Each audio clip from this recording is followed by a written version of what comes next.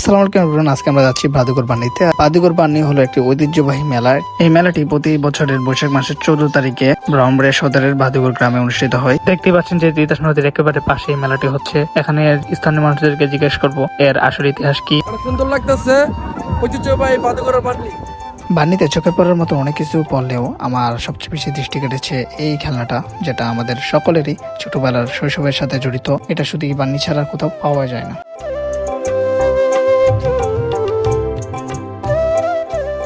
প্রত্যেক বছর কি এটা কি মানুষ উৎসাহ দেওয়ার জন্য করেন নাকি? হ্যাঁ, সবাই উৎসব আনন্দ করে, আমরা আই মাল দেয়া বেচাকেনি ভালোই হয়।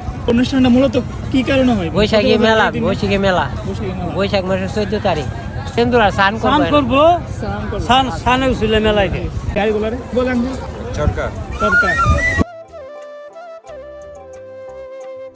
বৈশাখ মাসের 14 তারিখে এই মেলাটা অনুষ্ঠিত হয়। তিতাস নদী পাশে এই মেলাটা। আমাদের এলাকায় আসেন সবাইকে আমন্ত্রিত।